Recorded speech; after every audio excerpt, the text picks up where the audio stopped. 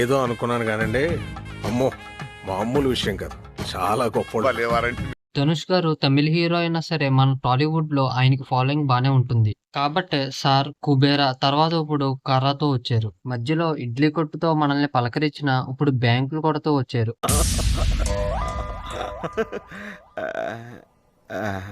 అదే సినిమాలో మమితా బైజు హీరోయిన్, విఘ్నేష్ రాజా డైరెక్షన్. మరి ఈ కథ మన తెలుగు ఆడియన్స్ జోబుల్ని కొట్టిందా లేదా జోబుల్ని ఖాళీ చేసి పంపించిందా ఈ వీడియోలో చూద్దాం. స్టోరీ ఏంటంటే ఇది 1990లో జరుగుతుంది. ధనుష్ ఎలియాస్ కరస్వామి ఇతను ఒక ప్రొఫెషనల్ దొంగ. బ్యాంకుల్ని దొంగతనం చేస్తూ ఉంటాడు. బ్యాంకుల్ని ఎందుకు టార్గెట్ చేస్తున్నాడు, బ్యాంకుకి కరాకి సంబంధం ఏంటి అనేది తెలియాలంటే సినిమా చూడాల్సిందే. ఎలా ఉందంటే ఇది ఒక రాబిన్ హుడ్ కథ. రాబిన్ హుడ్ అంటే నితిన్ అన్నది అనుకుంటారేమో, కాదు. కానీ ఇది సాధారణమైన రాబిన్ హుడ్ కథ కాదు. ఇతను కోటేశ్వరుల దగ్గర డబ్బు కొట్టడు. రాజకీయ నాయకులను కూడా టచ్ కూడా చేయడు. బ్యాంకుల్లో ఉన్న డబ్బును మాత్రమే కొడతాడు.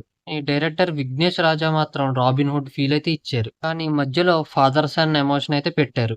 సినిమాలో కొన్ని సీన్స్ ఎలా ఉన్నా గానీ ఫాదర్ సన్ ఎమోషనల్ సీన్స్ అయితే ఐస్ లోంచి టీయర్స్ వచ్చేసాయి. ఫస్ట్ హాఫ్ లో ఒక థెఫ్ట్ సీన్, ఒక పోలీస్ స్టేషన్ సీన్ అయితే బాగుంటాయి.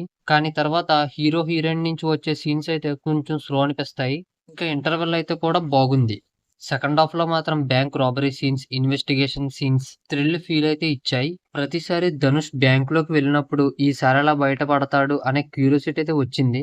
మొత్తం సినిమా వచ్చేసరికి కొన్ని సీన్స్ స్లో అనిపించిన ఓవరాల్ మూవీ అయితే ఎక్కడా బోర్ కొట్టదు. యాక్టింగ్ అయితే ధనుష్ అన్న గురించి ఏం చెప్తాం, ఆయన ఒక్కడే సినిమాని మోసేశారు. వన్ మ్యాన్ షో, ఏ రోల్ ఇచ్చినా ఎఫర్ట్స్ పెడతారు. ఇక్కడ కూడా 200% అయితే పెట్టారు. బైజు కాసేపు కనిపిస్తుంది కానీ ఉన్నంత సేపు కూడా పర్లేదు.